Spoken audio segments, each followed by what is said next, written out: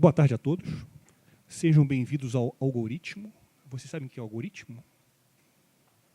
Eu confesso que eu também não sei. Não, brincadeira, eu sei, né? O algoritmo, na realidade, ele é uma sequência de instruções que serve para um programa de computador. Uma sequência de instruções, uma sequência de ordens que dão instruções para um computador fazer alguma coisa. Isso numa linguagem muito simples. Meu nome é Walter Capanema, eu sou organizador desse evento. Eu quero agradecer aqui o espaço do Centro Cultural da Justiça Federal, quero agradecer a Elaine, quero agradecer a Alpina, quero agradecer a Fabiane, ao desembargador Reisfried, Roy Reisfried, não é isso? Ele só Reisfried, mas o primeiro nome é esse, né?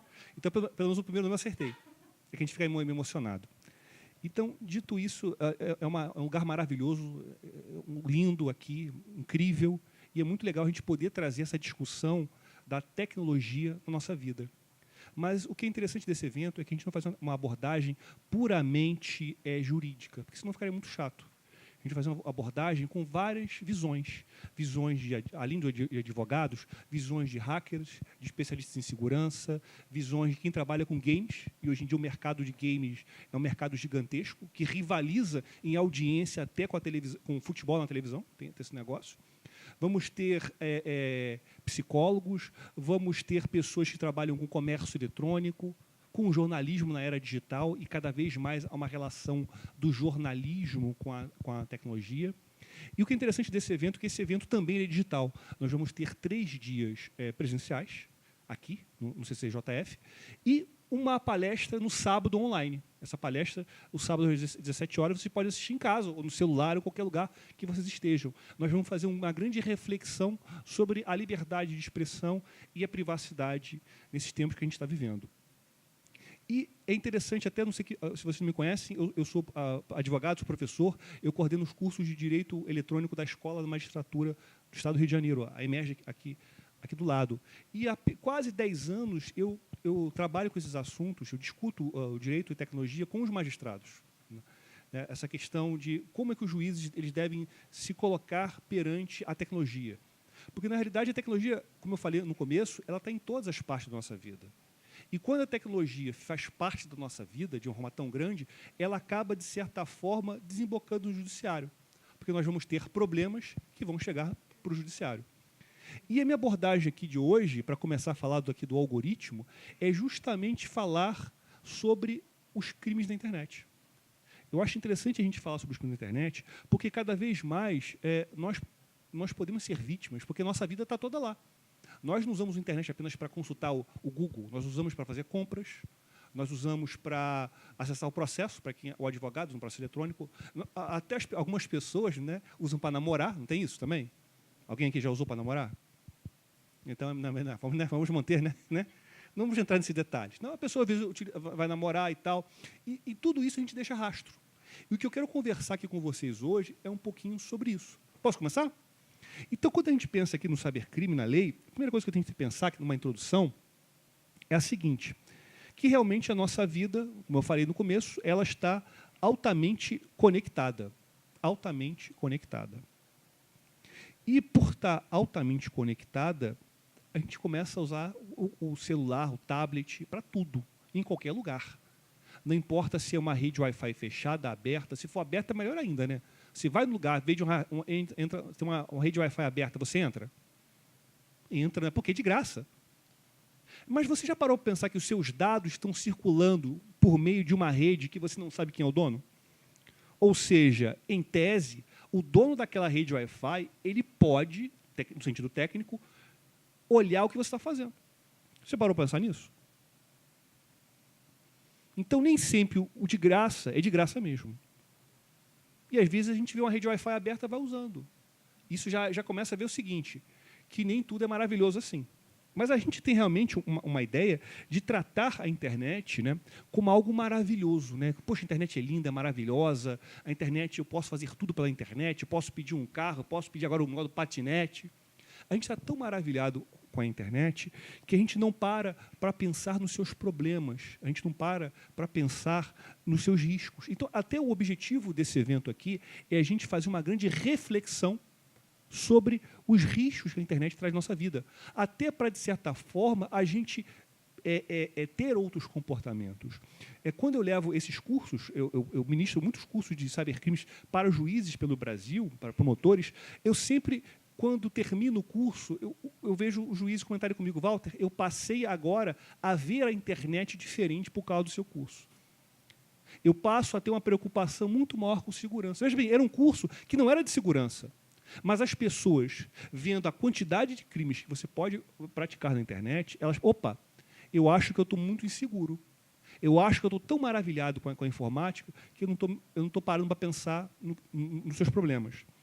E aí, né, a gente percebe que as condutas mais simples possíveis podem gerar risco. Por exemplo, às vezes você está digitando alguma coisa, uma senha, no computador de banco ou no computador do trabalho, e alguém pode estar olhando a senha. Ou dentro do avião, a pessoa, né, o avião pousa, a primeira coisa que acontece com o avião pousa, todo mundo fica em pé. Aí você já liga o celular e começa a... Né? Eu me lembro que uma vez eu viajei com um advogado famoso, né, envolvido com a Lava Jato, advogado do pessoal da Lava Jato. Ele ficou em pé, terminou, eu estava atrás dele. Ele estava com o celular dele desse tamanho, digitando. Eu fiquei muito tentado a olhar. Não olhei. Mas imagina se ele está falando alguma coisa importante ali. Alguma coisa sigilosa com o cliente dele. Veja, é uma pequena falha de segurança dele, que poderia ter trazido um prejuízo muito grande. E eu quero conversar com vocês agora justamente os desafios. Porque a gente sempre vê na televisão matérias, e as matérias sempre dão medo, não vem? Aquelas matérias do Fantástico? Não dão medo? A gente vê aquela matéria do Fantástico, hoje no Fantástico, isso. Aí você vê, e fica mais desesperado ainda. Porque a gente percebe também que a imprensa, muitas vezes, eu não quero generalizar, ela acaba indo para o lado do sensacionalismo. Ela não está preocupada em informar, está preocupada em botar medo na pessoa. E eu quero trazer para você uma visão mais pé no chão. E quando a gente fala em desafio, o primeiro desafio que a gente pensa para poder combater um crime na internet é o desafio da lei. Não adianta você condenar alguém se não tiver uma pena. E pior ainda, antes, se não tiver uma lei penal que estabeleça essa conduta. Isso é muito difícil, porque o direito penal, a lei, ela está sempre atrasada em relação ao fato. Então, o que acontece? Você tem uma conduta que é muito delituosa. Alguém resolve fazer um projeto de lei para essa conduta. E, dito isso, seja bem-vindo. Pode entrar, gente. Pode entrar. Todos sejam bem-vindos. Tá? Sejam todos bem-vindos. Fiquem à vontade. Cuidado com o Wi-Fi e com a senha, mas sejam todos bem-vindos. Não atrapalham. Sejam todos bem-vindos. Então, o que acontece aqui? A lei está sempre atrasada. E algumas vezes você percebe que a intenção do legislador é justamente querer aparecer, infelizmente, como aquele caso da baleia azul. Está lembrado do caso da baleia azul? É um grupo de pessoas um grupo de pessoas chaves que criavam grupos do WhatsApp para interagir, estabelecendo desafios. E o último desafio era o suicídio. Teve um deputado aqui do Rio de Janeiro que ele criou o projeto de lei da baleia azul, criando o crime de instigar suicídio na internet. Aí vocês acham que essa lei é boa? Poxa, que preocupação do legislador. Já existe no Código Penal um crime de instigação ao suicídio. Não precisava você criar uma lei para isso, mas você percebe que é uma preocupação do legislador de criar condutas que já existem. Isso acaba, muitas vezes, confundindo, porque, às vezes, a conduta que ele cria tem a pena menor do que a original. Isso acaba facilitando a vida do bandido, do criminoso. E eu quero falar também com vocês outra coisa que é muito interessante, né? Aqui, a dificuldade de você criar uma lei. É muito difícil. Porque, veja bem, eu quero criar um crime, né, que proíba uma conduta. Agora, vai definir a conduta que você quer proibir. Muitas vezes é fácil, como aqui no caso, por exemplo, do homicídio. Homicídio é muito simples, matar alguém. Matar alguém sendo bem redundante, tirar a vida de alguém que está vivo. Bem redundante, a minha descrição. Isso é muito simples. Agora, vocês querem ver um conceito complicado? Um tipo penal complicado? O da lei Carolina Dickmann. Vocês já leram a lei do Carolina Dickmann? Já leram? Mas já viram as fotos? As fotos, né? Algumas pessoas, né, já viram. Mas o que acontece aqui? A lei Carolina Dickmann, ela não tem nada a ver com o negócio de divulgação de nude. Todo mundo acha, jogaram o nude da celebridade tal. É a lei Carolina Dickmann. Não tem nada a ver, porque ninguém leu a lei. E quando você vai ler a lei, você percebe o quanto essa lei não tem nada a ver com o nude e, principalmente, o mais importante, o quanto essa lei é complicada. Olha o crime que ela estabelece, o artigo 154A do Código Penal. Olha só. Olha que coisa complicada. Invadir dispositivo informático alheio, conectado ou não à rede de computadores, mediante violação indevida de mecanismos de segurança e com o fim de obter, adulterar ou destruir dados e informações, sem autorização expressa ou tácita do titular do dispositivo ou instalar vulnerabilidades para obter vantagem ilícita. Tudo isso. A grande pergunta é, meu Deus, o que quer dizer isso? Não adianta só invadir o computador, você tem que invadir o computador, violar o mecanismo de segurança, ou seja, se seu computador não tiver segurança, não é crime? Olha que absurdo. E aí eu tenho a finalidade de apagar, obter, destruir, instalar vulnerabilidade, apagar arquivo. Olha que artigo complicado. Então, para você condenar alguém por esse crime, o Ministério Público precisa comprovar para o juiz que tudo isso aconteceu. Aqui basta você comprovar que o réu matou a vítima. Aqui não. Aqui eu tenho que comprovar que o réu invadiu o computador, que ele tinha uma finalidade X, que ele violou o mecanismo de segurança. Olha que complicado. E o pior, eu nem contei para vocês ainda, o pior é a pena. Olha a pena. 3 meses a 1 ano. Quem é que vai preso por isso? Ninguém. Ninguém vai preso por isso. Porque, veja bem, é fundamental que o legislador estabeleça uma pena que seja proporcional à gravidade da conduta. Aqui no Brasil, um crime de até 2 anos é um crime de menor potencial ofensivo. Então, ninguém vai preso. Aliás, no Brasil, num crime até de 4 anos, ninguém vai preso, porque tem medidas, a pena substitutiva, ninguém vai preso. Então, você tem que ter um crime que tenha uma pena pelo menos de 5 anos. Então, você percebe aqui que essa lei Carolina Dickmann, que foi tão festejada, ela é uma lei inútil. Porque dá tanto trabalho você processar o cara e, no final, ele não vai preso. E veja bem, outras coisas. Se eu quiser invadir um determinado computador para provar que eu sou um grande hacker, não é crime. Porque eu tenho que invadir com a finalidade dessa daqui. A finalidade é o que está na cabeça da pessoa. Como é que você comprova o que está na cabeça da pessoa? Eu consigo comprovar que você invadiu a minha casa. Eu tiro lá uma foto, um filme da minha câmera. Mas como é que eu vou comprovar que você invadiu o meu computador com essa finalidade? Isso é muito difícil. É quase impossível, que eu queria dizer. Ou seja, essa é uma lei inútil. Eu não sei se... Deu para entender, gente? Ficou claro? Você concorda comigo? Aí não concorda? Então, não tem problema. Então, olha só outra coisa que eu queria falar. Condutas que não têm previsão legal. Nós temos várias condutas que acontecem no nosso dia a dia, aqui na internet, que elas são extremamente lesivas, mas que não são crime no Brasil. Ou até, às vezes, a gente tem uma dificuldade ou não de comprovar que são crime, de encaixar num crime. A primeira delas, que eu queria conversar com vocês, é o cyberstalking. Até foi matéria do Fantástico Domingo, não sei se vocês viram, né? Uma matéria do Fantástico, onde o pessoal entrevistou vários advogados, até alguns colegas lá conhecidos. É uma conduta muito interessante, porque nós temos aqui uma conduta de alguém que persegue outras pessoas pela internet. Você tinha aquele namorado, né, que passava em frente da casa da pessoa para ver se a luz estava ligada, agora ele pode fazer isso pela internet.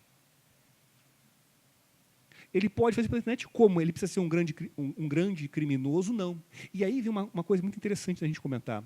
Para você praticar um crime na internet, você não precisa ser um grande conhecedor de sistemas. Você não precisa dominar a tecnologia. Basta você saber procurar as ferramentas certas. Então, veja bem, se as pessoas hoje em dia elas têm uma tendência de aparecer, de mostrar tudo o que elas fazem, qual é a melhor forma de procurar alguém na internet?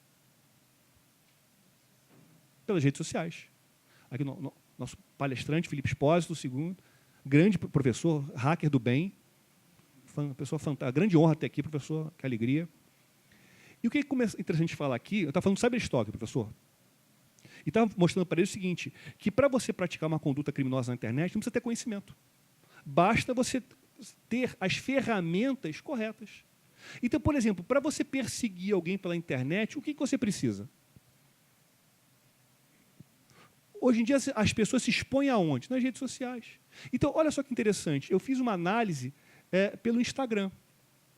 O Instagram, quando você tira uma foto no Instagram, você não coloca o GPS? E quando você coloca pelo GPS, você tem a possibilidade de fazer a procura pelo local.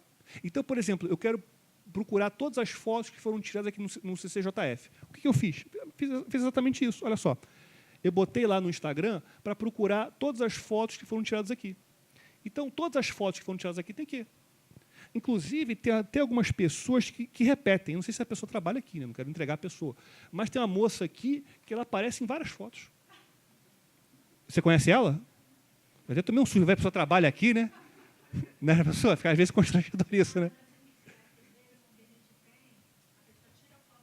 Ah.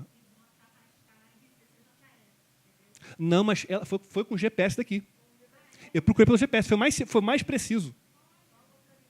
Foi localizador. Então, quando você tira uma foto no Instagram e coloca o localizador, a pessoa, de repente, estava na frente e com o GPS, ela selecionou o CCJF. Porque você que seleciona. Não é que ela usou o GPS. Ela, quando tagueou a foto, quando ela selecionou o local, ela selecionou pelo GPS o CCJF. Ela que selecionou. É você que seleciona. Então, isso mostra que é uma conduta sua de abrir mão e colocar informação. Isso daí, gente, tem um nome técnico, chama-se investigação em fontes abertas. É chamado OSINT, O-S-I-N-T, investigação em fontes abertas. Isso daí é usado já há quantos anos aí? Mais de uns 15 anos. Desde que inventaram a internet, em 1920.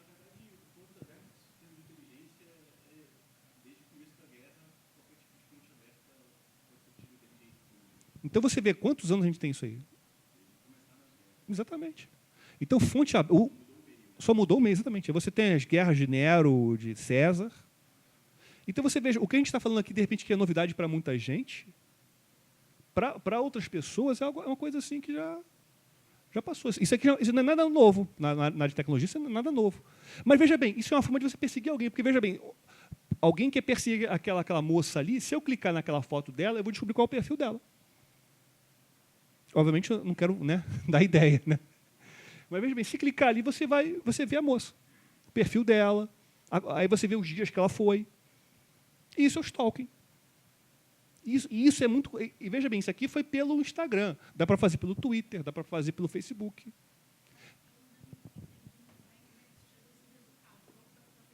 Eu procurei, porque, veja bem, eu usei, no caso, o Instagram web, mas você também pode fazer pelo Instagram pelo celular. Até se alguém tiver o Instagram aqui, o celular, você até pode fazer um exercício aqui durante a nossa palestra. O que você faz? Abre o Instagram e pede para procurar pela geolocalização. Coloca lá, Centro Cultural do Distrito Federal.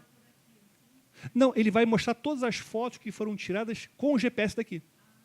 Com a geolocalização daqui. É você que escolhe, é você que escolhe.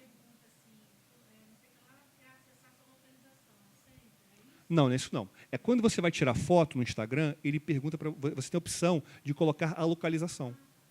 Entendeu? Aí é você que coloca. E você coloca onde você quiser.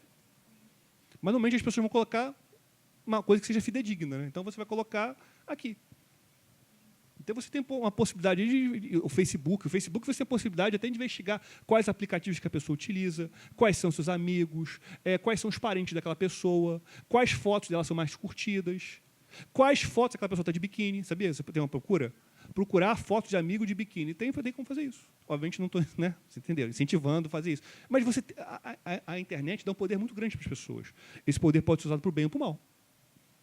E aí que o cyberstalker se utiliza. Veja, sem precisar de nenhum conhecimento brilhante de informática. Basta conhecer as ferramentas, conhecer as redes sociais. Outra coisa importante comentar é que tem alguns programas, né, que você pode fazer algo chamado war driving. War driving é você ter um computador, um celular com uma antena potente e você passa de carro, de repente, por um local, por uma localização, e você consegue descobrir quais são as redes Wi-Fi que tem naquele local. Se for, de repente, uma rede Wi-Fi aberta ou até uma rede Wi-Fi de uma senha fraca, eu posso usar aquela rede Wi-Fi para a prática de um crime. Então, o que eu fiz aqui? Eu fiz essa conduta, que não é criminosa, né? Eu passei com o carro pela lagoa e peguei as redes Wi-Fi da lagoa e joguei no mapa, no Google Maps. Isso aqui é o resultado.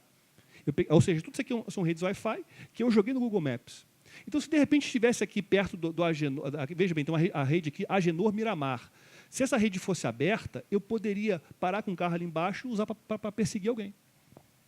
Para invadir a rede, usar a internet e perseguir alguém. Porque as redes Wi-Fi elas estão constantemente mandando informações, né? A informação do nome da rede. Isso daí, dependendo da potência da antena, você pode captar da rua. Se a antena for potente, falei bem? É que você chegou agora, eu fiquei nervoso, porque, poxa, não fala de tecnologia com o meu mestre aqui. É tenso, com o meu mestre aqui é tenso. Mas percebam o seguinte, olha quanta coisa. Olha quanta coisa. E veja bem, não precisa ser um grande programa de computador, não. Tem programa de celular que faz isso. Obviamente, não tem muita potência de alcance, mas tem programa de celular que faz isso, de graça.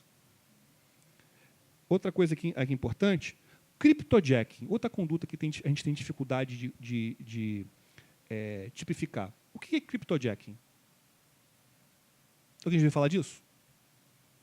O cryptojacking é o seguinte, está copiando ali, tem a ver com moeda.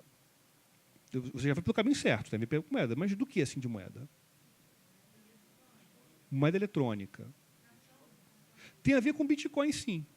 Porque, na realidade, é o seguinte, deixa eu passar aqui o slide, mostrar aqui.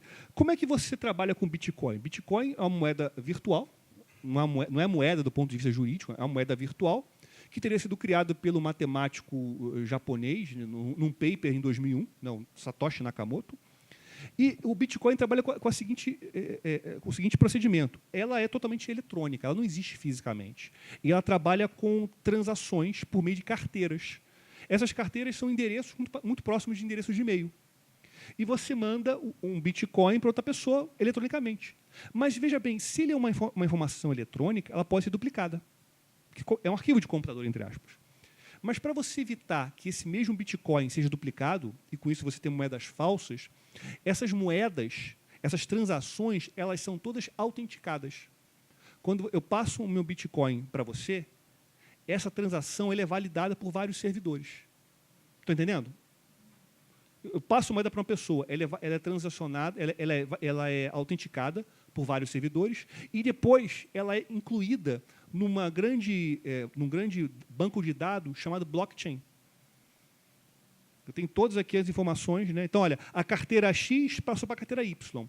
Ela é muito usada pelos criminosos porque são transações relativamente anônimas. Para eu ter uma carteira, eu não preciso ter um CPF.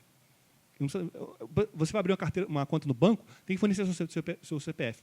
Para você trabalhar com Bitcoin, não. Então, muitos criminosos utilizam, ou até pessoas utilizam para comprar droga e pagar o traficante pela internet com Bitcoin. Então, o que acontece? Aí vem uma coisa importante. Para você autenticar essas transações de Bitcoin, você precisa participar de uma espécie de uma licitação online. Você tem que resolver um problema matemático. Se você resolver o problema matemático, o seu computador vai poder autenticar. Ou seja, quem resolver o problema matemático mais rápido, ele vai lá e autentica. E quando ele autentica, ele ganha um dinheiro. Mas você só vai resolver mais rápido se você tiver capacidade computacional. Está entendendo até aí? Eu sou um criminoso. Eu quero usar a capacidade computacional de outras pessoas. O que eu faço? Eu começo a sequestrar o computador das pessoas para usar os computadores delas para o Bitcoin. Então, eu utilizo o computador das pessoas para fazer esse cálculo, sem que elas saibam. Está entendendo? Querem que eu repita? Entenderam? Isso chama-se cryptojacking, é sequestrar para elaborar. Jacking, né, tem a ver com sequestro, para você fazer esse cálculo. E veja bem, olha o que é mais assustador, você não precisa instalar nenhum programa no computador. Basta você visitar alguns sites. Esse site vai ter o script, lá umas linhas de comando, que você, sem querer, vai estar... Enquanto você estiver no site, com o site aberto, ele vai estar usando o seu computador para minerar, né, bitcoins. O curioso é quando se visita, por exemplo, o site de pirataria de Pirate Bay, que talvez seja o maior site de pirataria do mundo, lá em pequenininho, em letras minúsculas, aqui, ó, lá embaixo, fala que quando você entra no Pirate Bay, você concorda do seu computador ser usado para minerar Bitcoin. eles são piratas, mas do bem. Eles dão, né, um conteúdo jurídico. Foi um advogado, né, não fui eu, que foi lá e deu dica para eles. Olha, vamos, né? Agora, como é que você vai analisar do ponto de vista brasileiro? Isso seria crime de quê? É um crime de furto? Mas furto de quê? Furto você tem de um bem imóvel, de uma energia elétrica. Porque, na realidade, você está furtando, aí, de certa forma, é a capacidade computacional de um computador. Isso é bem redundante. Isso é crime? Não. Isso é invasão? Não tem invasão. Não é uma invasão de computador. E ainda se fosse invasão de computador, você teria que seguir todo aquele procedimento que eu falei para vocês da Lei Carolina-Dickmann. Violar a medida de segurança. Houve medida de violação? Eu acho que não. Olha que complicação. Então, vocês percebam que conduta complicada é essa? Entenderam? Então, como é que você vai classificar isso do ponto de vista penal? Eu não vejo solução aqui. E é curioso falar que esse The Pirate Bay, hoje em dia, é o maior site de pirataria do mundo. Né? Se baixam filmes da internet, filmes que já saíram em distribuição, filmes que saíram no cinema agora, estão todos eles nesse site. Então, a pessoa vai praticar um crime, acaba sendo vítima de uma outra conduta lesiva que não é crime. Entenderam? Vocês já viram falar dessa conduta? É bem interessante, né? Prosseguindo aqui mais um pouco, né? Aí a gente viu que o Bitcoin é usado para os criminosos e também passou a ser usado agora para lavagem de dinheiro. Durante muito tempo, quando você pesquisa essas operações que a Polícia Federal, e até alguns casos que a Justiça Federal julgou, Operação Satyagraha, tudo, você vê que ele envolvia doleiro, o doleiro que lavava dinheiro. O doleiro que remitia o dinheiro para o exterior e depois alguém pegava lá e mandava para o Brasil. Isso é coisa do passado. Isso é coisa do passado. Acaba, hoje em dia, tendo a possibilidade de usar o Bitcoin para isso. E a polícia acaba tendo que ter uma necessidade de entender como o Bitcoin trabalha para poder fiscalizar, filtrar, investigar essas condutas lesivas. E hoje em dia não existe só o Bitcoin. Hoje em dia existem mais de 1000 moedas diferentes. Obviamente, a força que a moeda vai ter tem a ver com a sua popularidade, com o tempo que ela é negociada. Outra coisa que é importante é a disseminação de vírus. A disseminação de vírus, será que seria crime? Eu mando um vírus, né, um malware, né, para um computador de alguém, ele instala e fica lá apagando arquivo. Apagar arquivo, eu posso incluir no crime de dano do artigo 163 do Código Penal? Como é que fica isso? Eu tenho um crime de dano no artigo 163. Dano é você apagar, é destruir uma coisa. Dados de computador é uma coisa? Porque o arquivo de computador não existe. O arquivo de computador são impulsos magnéticos, né, ou de luz. Elétrico. E por impulsos de luz que ficam no HD. E quando você apaga um arquivo de computador e põe na lixeira, esse arquivo não é apagado, sabia disso? Ele não é destruído, não tem lá um martelinho que bate nele. Basicamente, você está avisando para o sistema operacional, olha, sistema operacional Windows, esse arquivo pode ser sobrescrito, esse espaço pode ser sobrescrito. Enquanto esse espaço não for sobrescrito, o arquivo está ali. Ou seja, você não pagou nada. Sabia disso? Você não pagou nada. Não existe essa figura de apagar. Não programa, arquivo, qualquer coisa. Se você pagou uma foto sua, a foto continua lá. Mas o seu Windows, que todo mundo aqui usa o Windows, ele é avisado, olha, Windows, você pode usar esse espaço aqui, que esse espaço aqui já está tranquilo. Porque o arquivo não existe. Tanto que se o HD estiver cheio e você mexer, não está pesado. Por exemplo, se seu celular estiver sem capacidade, está lotado, o seu celular fica mais pesado? Enche meu celular de foto, ele não fica mais pesado. Porque os arquivos de computador, eles não têm existência. Então, como é que eu vou poder encaixar o crime de dano lá? E ainda vou mais ainda, né? Eu tenho um caso famoso aqui, que é o caso do Stuxnet. Já viram falar do Stuxnet? O Stuxnet o Felipe conhece muito bem. O que acontece? Posso contar essa história? Eu tenho tempo, tenho 15 minutos mais ou menos. Então, o que acontece? O Irã, o Irã tinha um programa nuclear, e o Irã fica ali do lado da onde? Fica ao lado de Israel. Fica ao lado do Egito, Israel, Síria. E o Irã, com um programa nuclear, ele queria produzir armas nucleares para jogar em Israel. Olha que complicação. E não adiantava você colocar, de repente, isso em indústrias, porque passava o satélite em cima, descobria e mandava o pessoal da ONU lá destruir o negócio todo. Até mesmo mandava um exército de Israel destruir aquilo tudo. Eles começaram a fazer debaixo da terra. E aí o que acontece? Fica difícil de Israel poder localizar. E, segundo consta a doutrina e a literatura e os especialistas em espionagem, o governo americano, junto com o governo de Israel, criou a chamada Operação Jogos Olímpicos, que eles criaram um programa de computador que ele sabotava as usinas que enriquecem o urânio.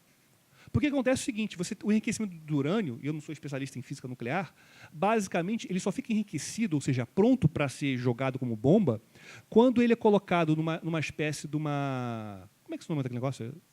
Uma centrífuga e fica sacudindo. E quem controla aquela sacudida toda é um computador.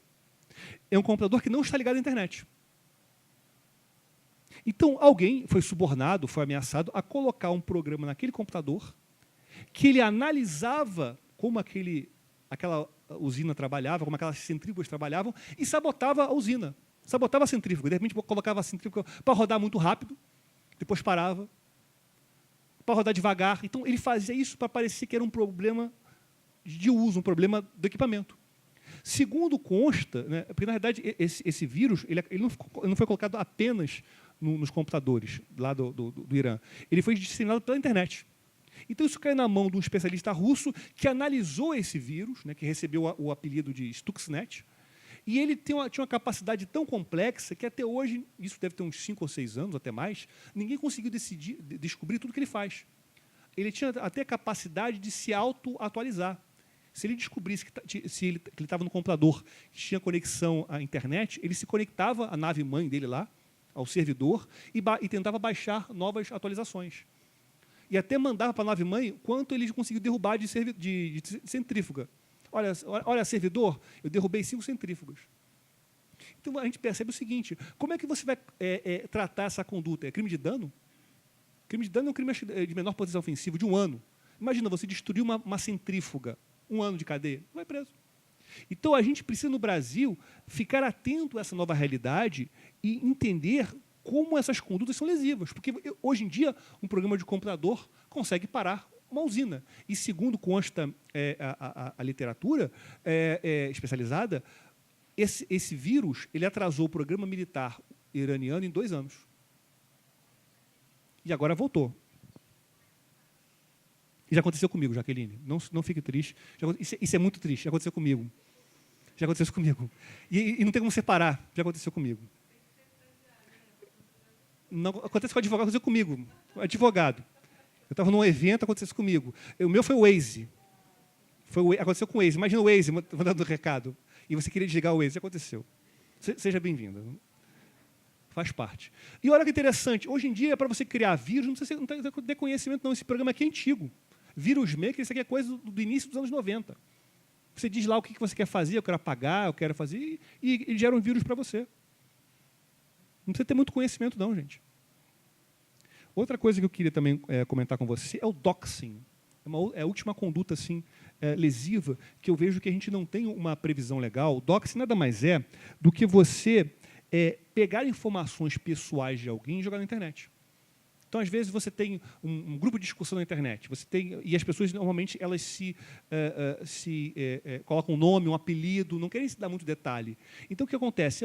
Uma pessoa que seja um desafeto, ele pega as suas informações, seja em bancos de dados, seja no Serasa, seja invadido outro sistema, ele pega os seus dados e joga na internet, coloca seu nome completo, seu endereço, seu CPF, seu título de eleitor, nome do pai, nome da mãe. E isso, de certa forma, traz uma insegurança para as pessoas. Você descobrir que seus dados estão sendo expostos. É uma forma de expor e humilhar alguém.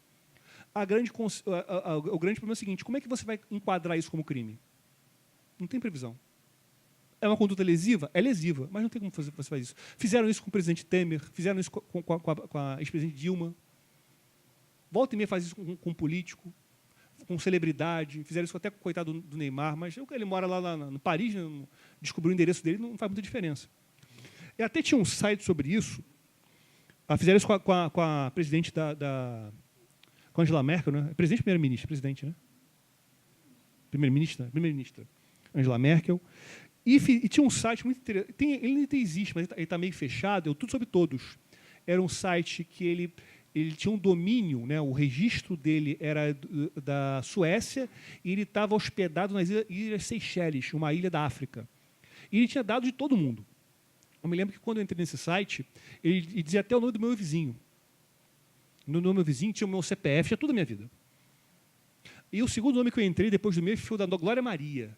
Eu quis descobrir a idade dela. Botei lá, Glória Maria, essa é a idade dela. Ou seja, eu sou a segunda pessoa no mundo, além da Glória Maria, terceira, e além desse site, que sabe a idade da Glória Maria. E vou manter em sigilo. Vocês que pesquisem. Eu não quero, né, causar constrangimentos à Glória Maria. Mas olha, que Deus abençoe. E aí é importante a gente também falar um pouquinho dessa Lei Geral de Proteção de Dados, a Lei 13709 de 2018. É uma lei que exige que todas as empresas que manipulem os nossos dados pessoais, CPF, endereço, nome completo, dados de saúde, dados biométricos, que essas empresas garantam a nossa segurança, para que não tenhamos vazamentos.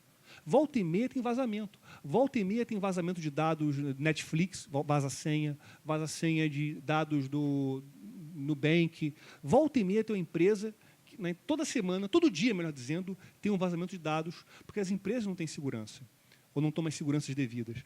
E essa lei, que ela vai entrar em vigor, ela vai entrar em vigor dia 16 de agosto de 2020, isso é para a Maria da Doutrina, ela estabelece essas regras que as empresas precisam obedecer. E já que caminhando aqui para a nossa parte final, para não atrasar aqui o meu colega, eu vou falar um pouquinho dos desafios probatórios e vou falar um pouquinho das nossas perspectivas. Desafios probatórios, a gente tem vários. O primeiro deles é o seguinte, a Deep Web. Na Deep Web, que muitas vezes você lê a imprensa colocar a Deep Web como uma coisa do mal, das trevas. A Deep Web isso é uma parte da internet que é difícil, ou melhor dizendo, que o Google não consegue indexar. É como se fosse uma área da cidade que as ruas não tivessem placa. Podem ter coisas boas ou podem ter coisas ruins. Mas só divulgam as coisas ruins. Mas realmente acontecem coisas ruins na internet. Eu vejo que o grosso mesmo do crime na internet tem a ver com venda de droga. Tem a ver com a venda aqui de droga. Porque quando você usa a Deep Web, né, você utiliza alguns programas que eles vão escondendo o seu IP. O seu IP que identifica o computador. Nessa navegação aqui, o IP da pessoa passou pela Holanda, pela França, para a Alemanha, até chegar à internet. Então, o que acontece? Cada vez que ele passou um desses intermediários, o IP dele modificou. Com isso, dificulta muito você descobrir a autoria de um crime, porque o IP, ao identificar o computador, o IP é muito semelhante à placa de um automóvel. Ele identifica o computador. Como? O programa faz isso automaticamente. O programa faz isso. O programa ele vai se conectando em vários servidores, de certa forma, aleatórios desse programa Tor. É uma rede, melhor dizendo. É um programa e uma rede. E, com isso, ele vai se conectando. É isso mesmo, mestre? Alguma coisa que você quer falar? Eu estou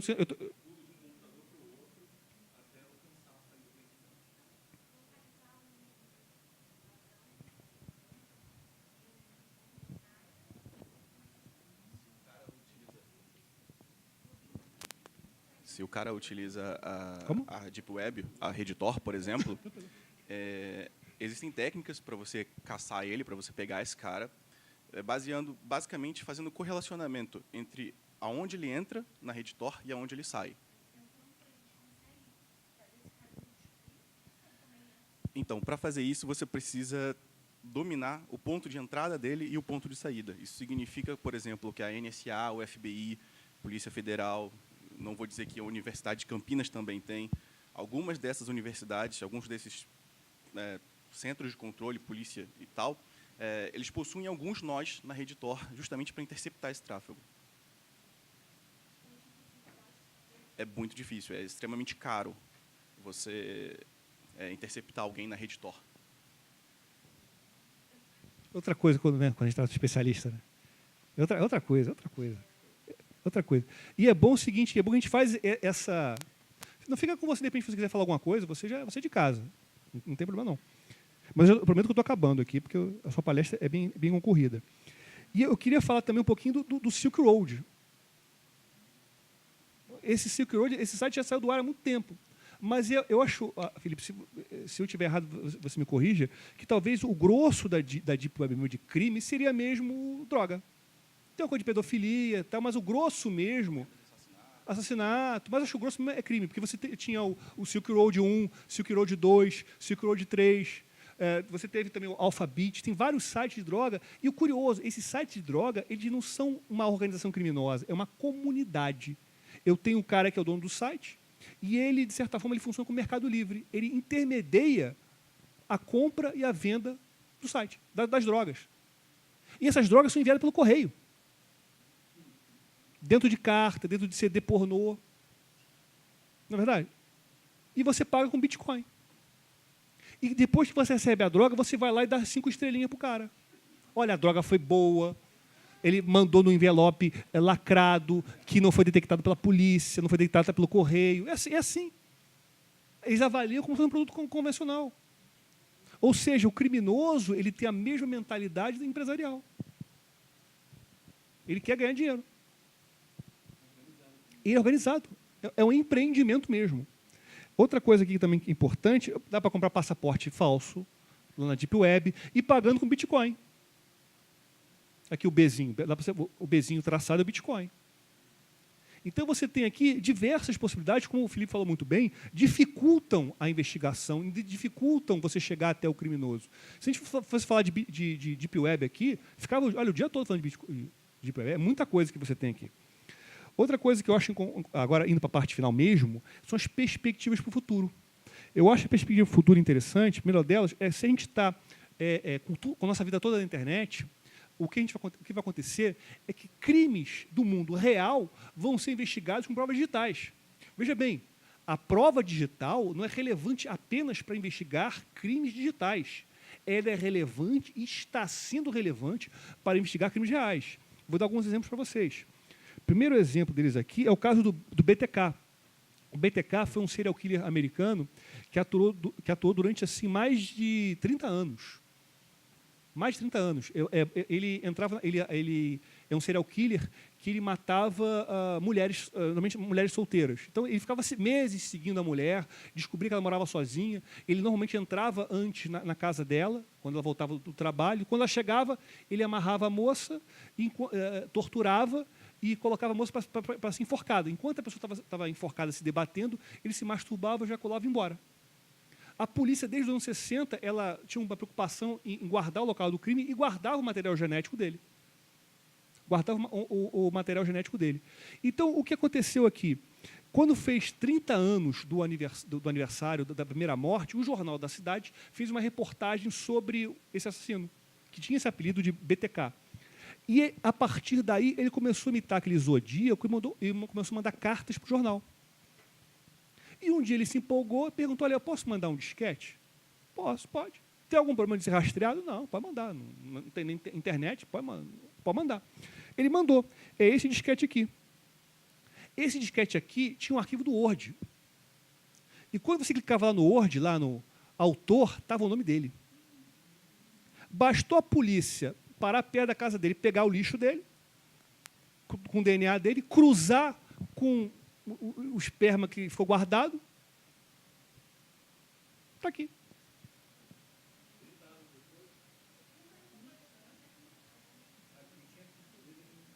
Mas dependendo do estado lá é brincadeira. Lá não tem esse negócio, lá não tem essa coisa, não. Em alguns estados, homicídio, porque lá o Código Penal é estadual. Em alguns estados, o Nevada, por exemplo, o homicídio é imprescritível. Depende de cada estado. Outro caso que eu queria falar também com vocês é o caso do East Area Rapist, né? É o estuprador da área leste. Esse caso, então, é um camarada que estuprou mais de 100 mulheres e assassinou 12 pessoas. Ele deixou uma cidade em desespero. Ele atuou durante muito tempo. Olha, tentaram de tudo para localizar esse cara e não conseguia. Teve uma autora que escreveu um livro sobre ele e foi tão tenso para ela que a mulher um dia tomou uma overdose de remédio e morreu. De tão horroroso que é de você ver as histórias, né? Era um cara assim, odioso. Tão odioso quanto o outro. E o curioso foi o seguinte, como é que você vai descobrir um cara desse? Ele também, em alguns casos, ele ejaculava, deixava o produto lá no local do crime. Esse DNA, ele era jogado em bancos de dados de DNA de presos para verificar, não dava zero. E o policial que estava investigando esse camarada, imagina você ficar investigando 30 anos um negócio e não sair do lugar. Então, assim, para se aposentar, sabe quando você vai assim, olha, mês que vem eu me aposento, eu vou testar isso pela última, vai ser meu último teste, seja o que Deus quiser. O que ele fez? Ele pegou o código, o DNA do camarada e jogou num site de genealogia, para você descobrir quem são os seus ancestrais, seus parentes. Vai que ele jogou. E descobriu que o DNA do criminoso era de alguém que viveu em 1820. O que ele fez? Qual descendente desse camarada viveu no local do crime, na época do crime? Entenderam? Será que deu certo? Deu. Esse cara aqui. Desde maio do ano passado ele foi preso. Isso foi comemorado na internet, assim, mostra que com a internet, com a tecnologia, você consegue pegar casos que eram aparentemente insolúveis. E você, para terminar aqui, você vê aqui o caso da Marielle. Você vê que chegaram até os criminosos num crime que aconteceu no mundo real, no mundo físico, por meio da internet. É claro que ainda tem muita investigação, você tem que chegar ainda obrigatoriamente aos mandantes, mas veja bem, se analisou principalmente provas digitais. Provas digitais. E aí, o que eu queria falar com vocês aqui, né, a gente tem que perceber que, se por um lado é importante a gente ter provas digitais, uma preocupação com segurança, é preciso também a gente ter uma preocupação com a privacidade, a gente repensar a nossa preocupação com a segurança, com a privacidade. E aí eu termino aqui, aqui tem mais um slide, falando sobre pegar o histórico de navegação dos criminosos pela nuvem. Então, olha a nuvem servindo como prova. Que coisa incrível. E aí a gente tem que se preocupar muito agora com a nossa privacidade. E eu vou terminar aqui com vocês com fazer um merchan também. Se alguém quiser cursos de cybercrimes, de lei geral de proteção de dados, cursos envolvendo processo eletrônico, nós temos aqui cursos online no smart3br.com. Vários desses assuntos eu elaboro com mais precisão lá. E a vantagem do curso em AD é que você pode assistir de qualquer dia, qualquer hora, qualquer local. A gente comenta assuntos atuais. A cada semana a gente faz uma live pela internet, coisas bem interessantes. E aí o que eu queria falar com vocês, portanto, é essa frase aqui que eu peguei do Edward Snowden, né? Eu não quero viver em um mundo onde tudo que eu digo, tudo que eu faço, todo mundo com que eu falo, toda expressão de criatividade, ou amor, ou amizade é registrada. Então é importante a gente ter segurança, mas é mais importante ainda a gente ter liberdade. Dito isso, meus amigos, desculpem se eu passei o tempo. Muito obrigado. E até a próxima.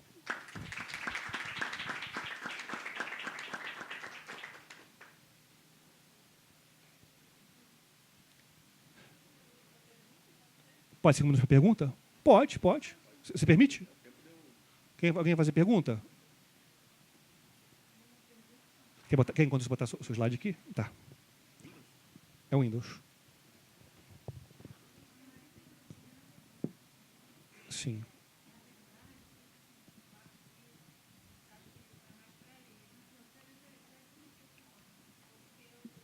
Felipe, deixa eu pegar o microfone e passar para ela.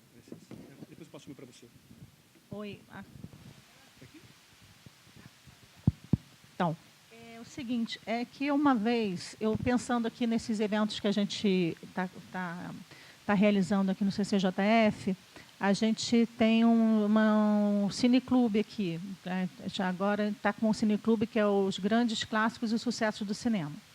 Então, a gente utiliza os filmes que a gente tem no acervo aqui na biblioteca, que foram filmes doados pela doutora Salete Macalós. Daí tudo perfeito, é só pegar o DVD, botar lá e está tudo bem.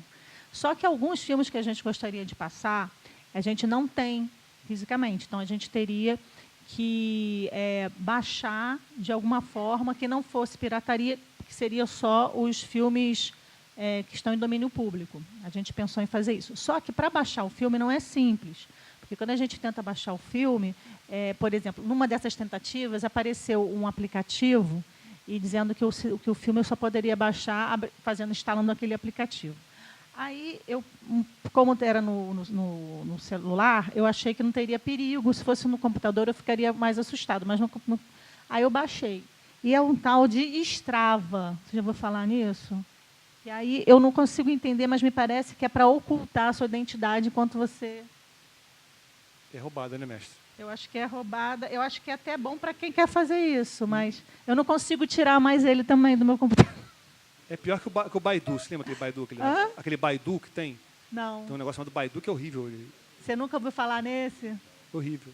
Então, aí, enfim, eu não consigo mais sair dele. Mas, geralmente, para você baixar um arquivo de mídia, você não precisa instalar nada. Basta você ter um programa que baixa arquivo. Pois é, Ou foi você bobeira. vai no site e você baixa arquivo. É. O archive.org, ele tem vários filmes em domínio público. É só você clicar lá e baixar. É. Mas esse daí me parecia que foi bobeira mesmo. Mas assim, essa coisa de ocultar a sua viagem dentro da internet, existe aplicativos para isso? Mas é um aplicativo? Aham. Porque foi isso que apareceu aqui, VPN. Quando ele peça informações sobre ele, aparece VPN.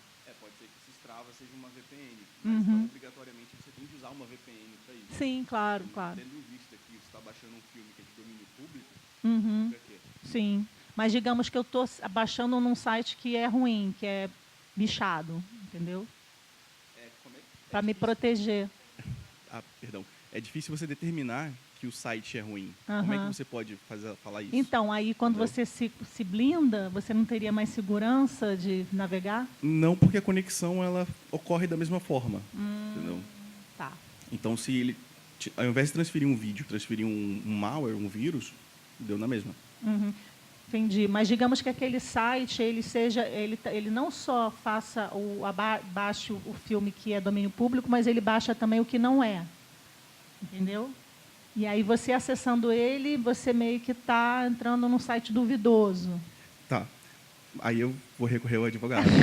Olha. Porque uma vez que você baixa um arquivo que não é de algo duvidoso, até então acredito que você não tenha cometido nada ilegal. É porque, na verdade, no direito penal, para você praticar um crime, tem que ter consciência e vontade. Ou seja, você tem que querer e saber que está baixando um filme pirata. Sim. Se você baixa por engano, não é crime. E quem tem que provar que você sabia e queria é a acusação. Tá. Então, se de repente você entrou num site e fala, olha, filmes gratuitos, que você clicou, foi ver um filme que estava no cinema, você foi induzido em erro. Então, você não tinha consciência e vontade de baixar. Então, isso que é importante. Quer mexer alguma coisa aí? Não.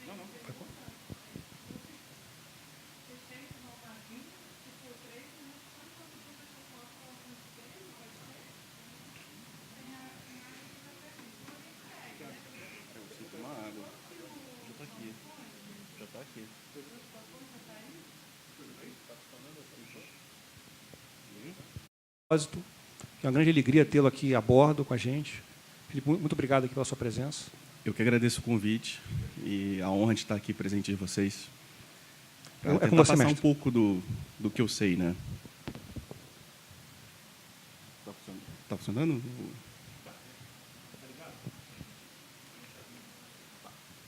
Bom, quando o Walter me pediu para fazer essa palestra, tá, ele falou, cara, fala alguma coisa sobre hacking, sobre a cultura hacking, um panorama dos hackers no Brasil e no mundo. Eu falei, bom, então pode mandar esse título aí. Né? E a primeira coisa que me veio na cabeça é aquele meme, né? Do tipo, o que a mídia pensa que é?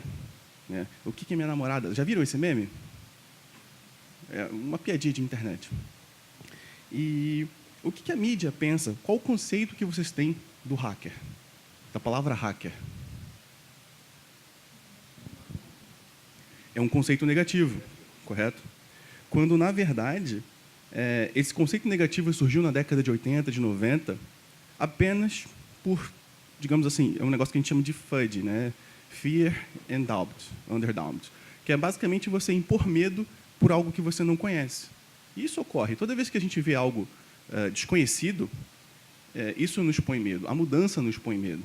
Concordam? E imagina o seguinte, na década de 80, um monte de nerds mexendo em computadores e causando estragos, porque causavam estragos. O vírus de computador causam estragos. E aí eu falei para minha mãe, olha, eu quero ser um hacker, eu quero fazer isso. E o que minha mãe pensava que era? Eu fui almoçar hoje com ela e ela, não, lembra quando eu fui contar, né, vou fazer essa palestra, e ela, nossa, eu lembro do dia que você me contou que você queria ser hacker. né? Ela também é advogada, botou a mão na cabeça e pensou, eu não criei um filho para ser criminoso.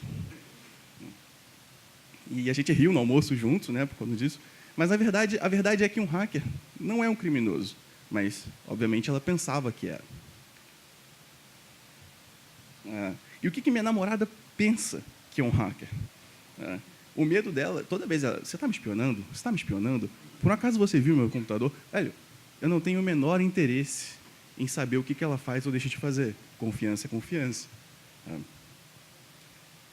E o que eu pensava que era um hacker, quando eu tinha meus 14 anos, e eu pensei que eu queria ser um? Eu pensava que ia ser tipo o Neo da Matrix, né? Eu ia botar a mão, parar a bala, dominar o mundo.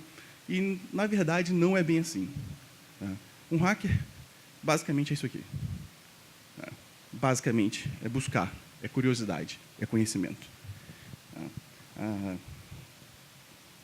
Então, digamos assim que 90% do que eu faço é busca, é curiosidade. Alguém já viu esse seriado, Mr. Robot? Recomendo. O Mr. Robot é um seriado sobre um hacker. Ele realmente tem habilidades, e todas as cenas de hacking que aparecem lá são cenas reais.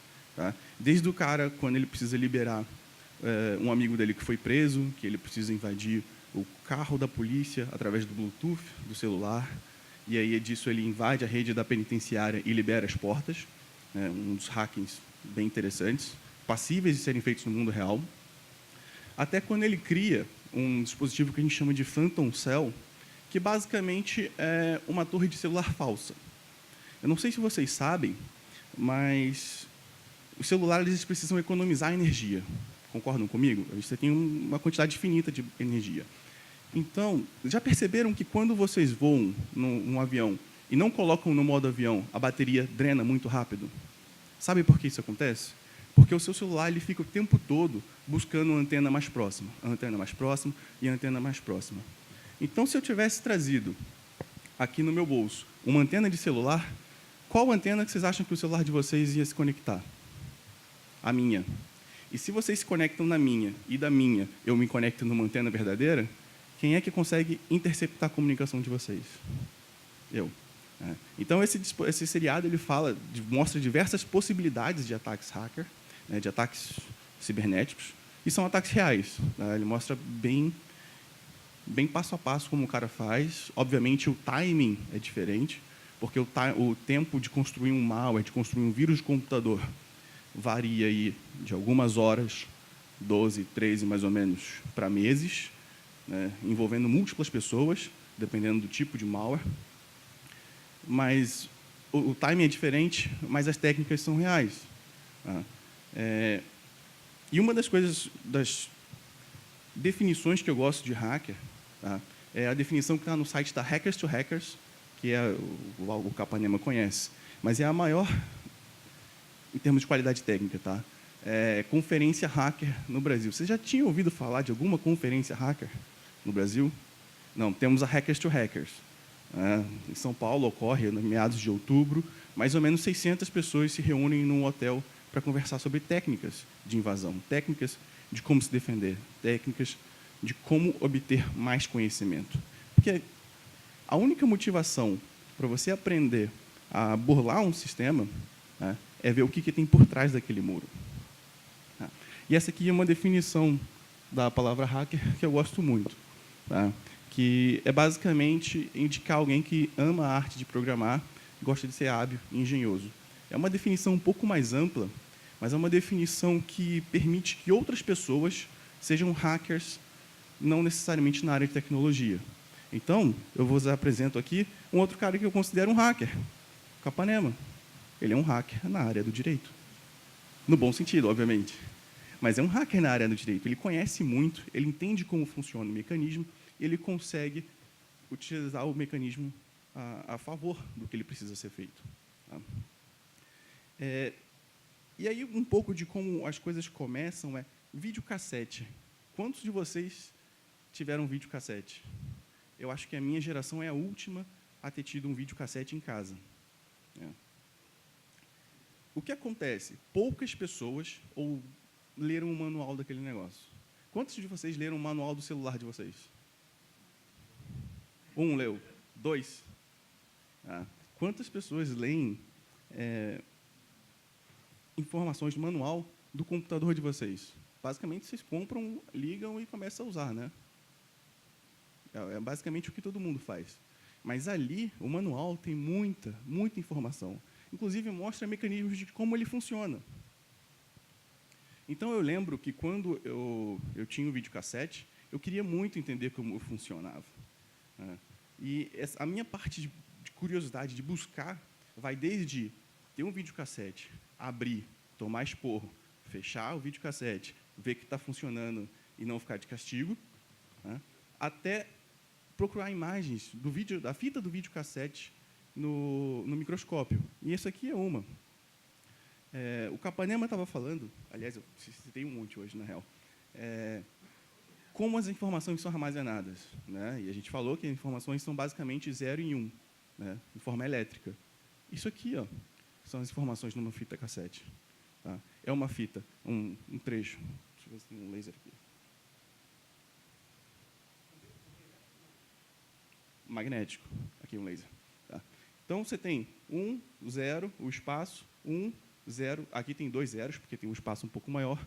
1, 0, 1, 0. Mas isso aqui nada mais é do que um campo eletromagnético alinhado. Tá? Se vocês pegarem o cartão de crédito de vocês, eu acho que eu tenho um aqui.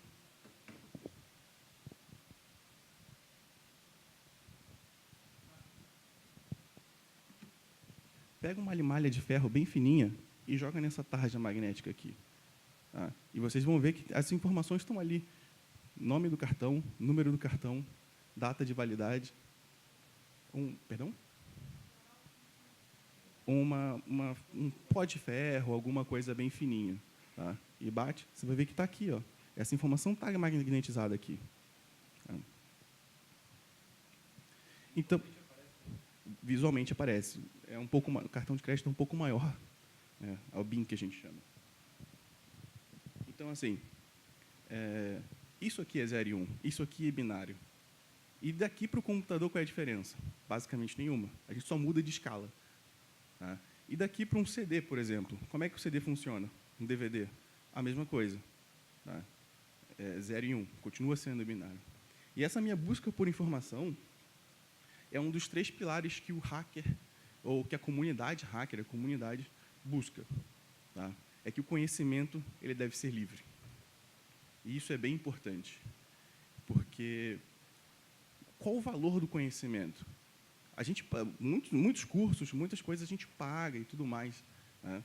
Porque isso tem valor. Mas a grande massa de conhecimento, ela deve ser livre. Eu tenho o direito de buscar conhecimento. Eu tenho o direito de obter o conhecimento que eu quiser, a hora que eu quiser. E daí, eu não sei se vocês viram esse filme, com Angelina Jolie, Hackers, Piratas de Computador. Né? É um filme bem da minha época, bem quando eu estava começando. Ele surgiu em 1987, o filme. Mas a história do filme é que esses caras, eles hackeiam, descobrem uma fraude. Não vou contar a história, né? É um spoiler. Mas eles eles estavam querendo aprender, buscando informação, acabam hackeando um mega computador do Departamento de Defesa e descobrem que tinha um cara que estava fazendo um vírus para manipular o mercado financeiro, roubar informações. E aí eles roubam esse vírus, né, e se metem em 1001 atrapalhadas, 1001 confusões, até que eles conseguem mostrar que, de fato, eles não eram as pessoas mais mal intencionadas, e sim o cara que fez o vírus, que trabalhava dentro do Departamento de Defesa, que era o vilão da história. Mas essa noção do que o conhecimento é livre, de que a tecnologia deve ser para todos, né, trouxe para a gente o movimento open source. Qual que é a ideia do movimento open source? O código-fonte do programa tem que ser livre. Tá? Por exemplo, vou dar 2 exemplos para vocês. O Windows roda no computador de vocês. Né? Vocês sabem tudo o que o Windows faz? Vocês conseguem ler tudo o que o código-fonte do Windows tem? Não, porque ele tem código-fonte fechado. Ele faz o que ele quiser fazer. Então, se a Microsoft, por um caso, decidir que ela vai, todo dia, ligar o webcam, tirar uma foto e mandar para a Microsoft escondido, eles podem fazer isso. porque eu não sei o que acontece ali dentro. Eu não sei que código roda ali dentro. Tá? Um outro exemplo de sistema operacional é o Linux. Esse, sim, o código-fonte é aberto. Então, se eu quiser, eu posso simplesmente sentar no computador e ler, como se fosse um livro, um sistema operacional, e ler todo o código-fonte. E aí eu sei dizer o que ele faz ou deixa de ele fazer. Esse movimento começou na década de 80, 90, mais ou menos. E ele foi tão importante que 80% para mais, eu posso dizer isso assim, não tenho estatística correta, óbvio, mas eu posso dizer com certeza que mais de 80% de todos os dispositivos conectados na internet usam Linux de alguma forma. Usam esse sistema operacional que é aberto. E uma das coisas bonitas que esse movimento trouxe foi o senso de comunidade, que a cultura hacker já tinha. Ele trouxe um senso de comunidade. Então, qual que é a ideia? Eu desenvolvo um software, eu gasto meses da minha vida desenvolvendo um software e publico ele grátis e aberto na internet. Por que eu vou fazer isso? Se eu posso vender? Porque eu posso, com outras pessoas que também participam desse senso de comunidade que é o meu, né, elas vão pegar o meu programa, eles vão melhorar, vão criar novas funcionalidades, né, vão melhorar a performance desse programa. Né. Eles podem, inclusive, pegar o programa, fechar e redistribuir. Isso pode ser feito. A licença GNU permite várias coisas desse tipo. Mas está melhorando a comunidade. Melhora a tecnologia, melhora o conhecimento e traz mais conhecimento para a própria comunidade. E esse negócio veio da década de 80, 90, atravessou os anos 2000, e é tão forte, esse senso de comunidade é tão forte, que a própria Microsoft começou a abrir o código-fonte delas. Ela falou assim, olha, eu não tenho como competir com esses caras. Essa comunidade é boa o suficiente. Então, ela abriu o código-fonte para que os programas da Microsoft possam rodar no Linux também. Olha que louco, como isso vem... esse movimento que nasceu lá nos anos 80, em busca do conhecimento e busca da tecnologia, tem aumentado. Bom, o segundo pilar que move a comunidade de segurança, a comunidade hacker, é a privacidade. Qual conceito vocês têm de privacidade? Alguém tem uma definição um pouco mais formal de privacidade? Doutor? Proteção da intimidade. Eu diria que privacidade é uma das coisas que me permitem eu ser eu. Eu, Felipe, como indivíduo, só sou eu quando eu olho para dentro de mim e me entendo. Aí eu falei um pouco de viagem psicológica, mas a privacidade é isso.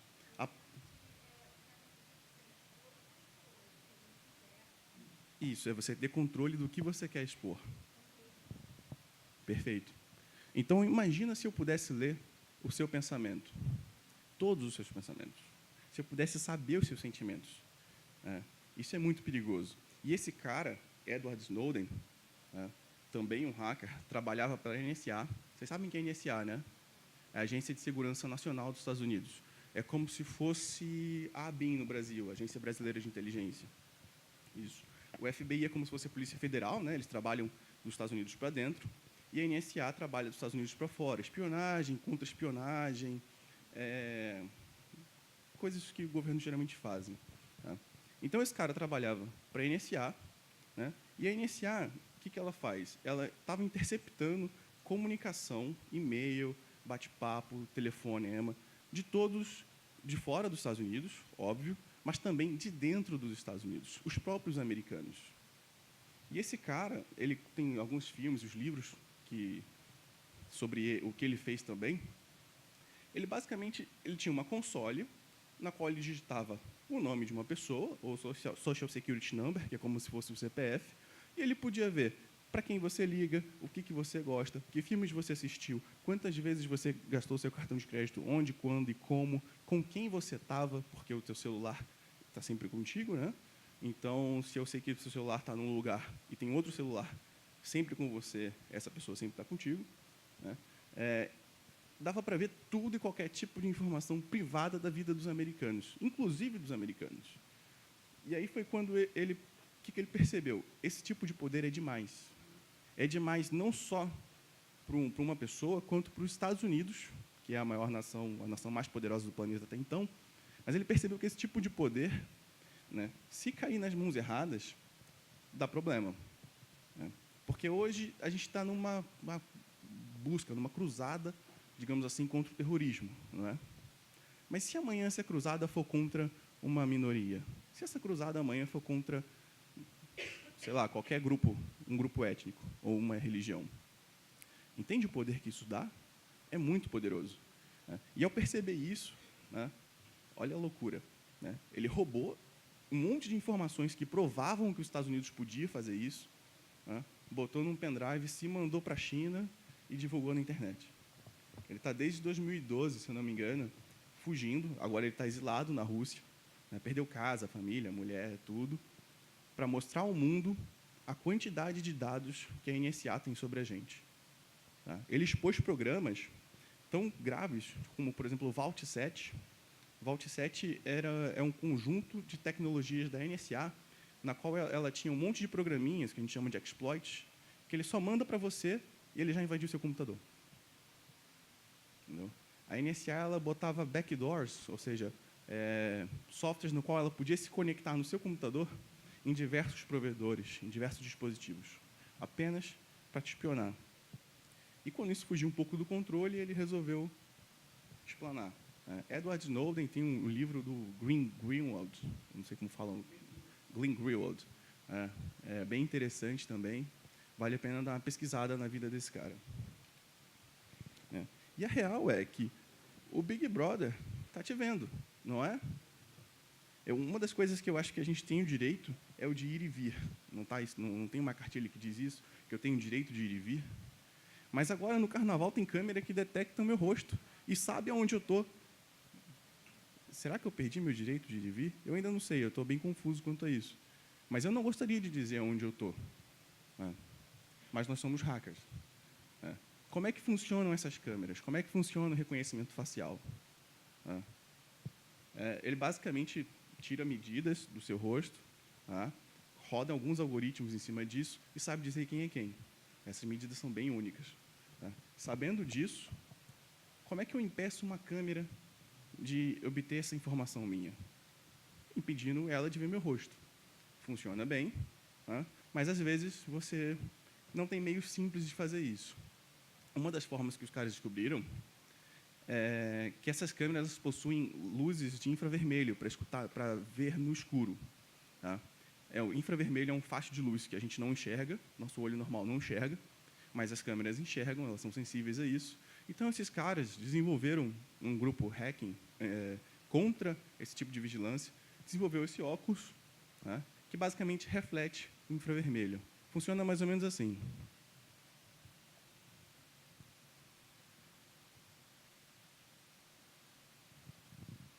E, com isso, a câmera não consegue obter informações do seu rosto e ela não consegue te reconhecer. Mas vai aumentar a criminalidade. A criminalidade não depende disso. Ela vai aumentar de outras formas. Se eu não posso sair na rua, sabe como é que o cara vai começar a roubar? Pela internet. O cara que vai cometer crime, ele vai cometer crime independente do meio. Então, isso encerra. Esse foi o segundo grande conceito que a comunidade hacker tem para si. E aí, quando o Walter me fez essa proposta de vir aqui, o título do evento é Algoritmo. Eu falei, olha que louco. Vocês sabem o que é um algoritmo? Tá bom, eu vou dar o meu conceito. Um algoritmo nada mais é do que uma sequência de ações que você faz para obter algo. Então, eu tenho certeza que todo mundo segue um algoritmo todo dia. É o algoritmo de acordar, levantar da cama, tomar café e escovar os dentes. Pode até inverter uma ordem ou outra, mas isso é um algoritmo. É uma sequência de comandos lógicos que você segue.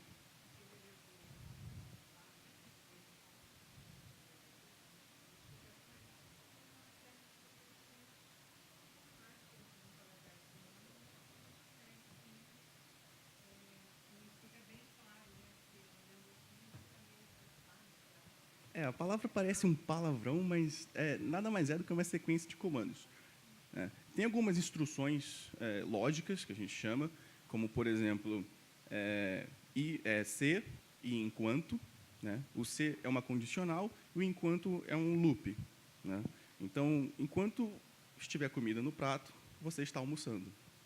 Você escova os dentes se tiver água. Se não tiver água, você faz outra coisa. Tá? Então, escrever algoritmos é extremamente simples.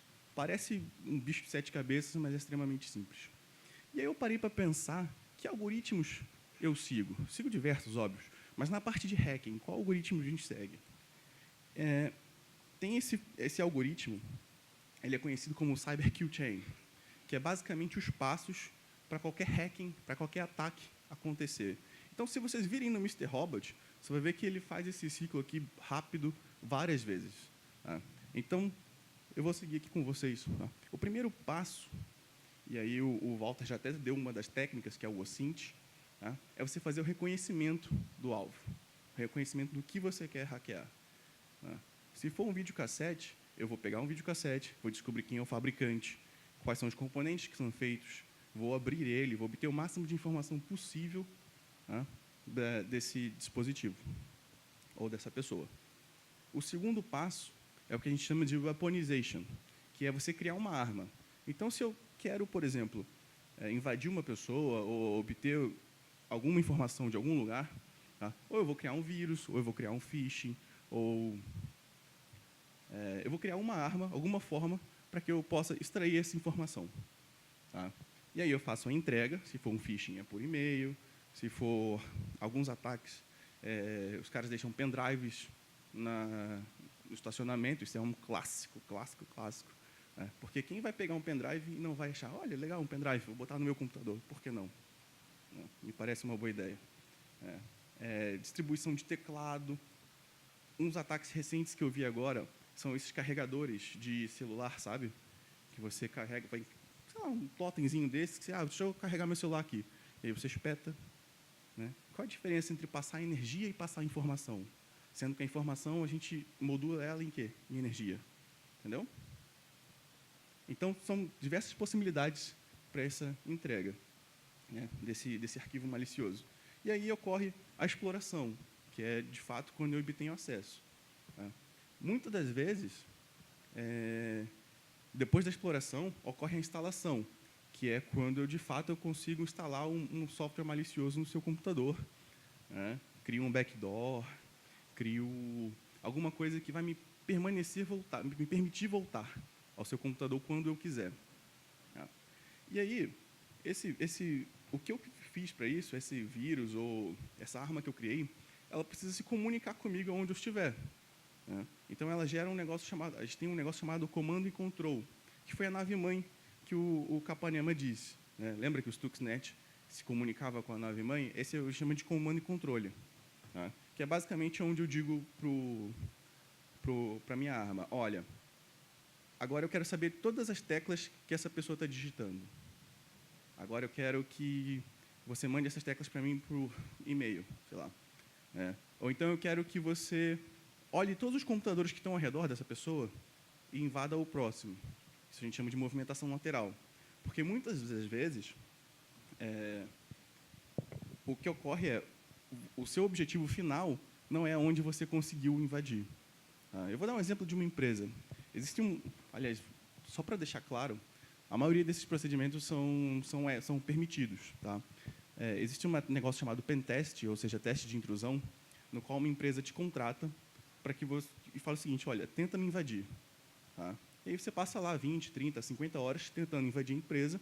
Quando você consegue, você fala, você está fraco aqui, você deu mole nisso aqui, você precisa atualizar esse computador aqui, isso aqui não está bom, isso aqui não está bom. E você dá esse relatório para a empresa. Isso é um teste de intrusão.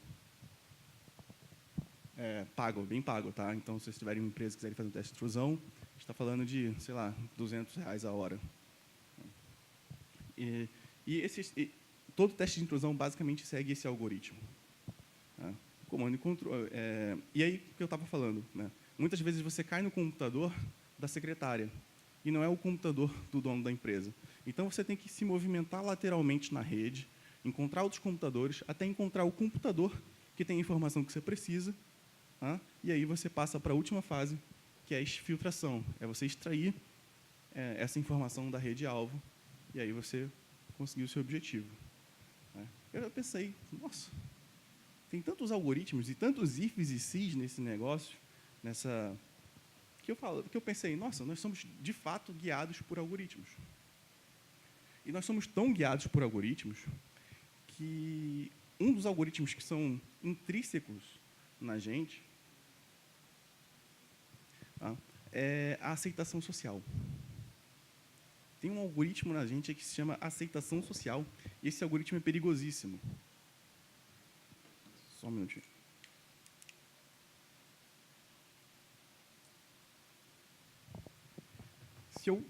Vou dar um exemplo de como funciona. Alguém sabe, já ouviu falar desse algoritmo de aceitação social? É o seguinte, se eu escolher um de vocês, para ir lá para fora, pedir para todo mundo aqui, levanta e, sei lá, fica coçando a cabeça, e eu chamo essa pessoa para voltar, depois de um tempo, essa pessoa, quando ela voltar e ver que está todo mundo coçando a cabeça, ela simplesmente passa a coçar a cabeça. Ela começa a coçar a cabeça, porque ela não quer se sentir diferente do grupo. E isso dá uma noção que, se você quer fazer parte do grupo, se eu consigo manipular a maioria, eu consigo criar consenso. E se eu consigo criar consenso, eu consigo dominar a narrativa. E foi basicamente assim que o Trump, o Brexit, esses últimos hackings aconteceram. Os russos, basicamente os russos, os chineses participaram também, criaram um monte de bot, de Twitter, de Facebook, de qualquer rede social dessas. Criaram um monte de sites de notícias.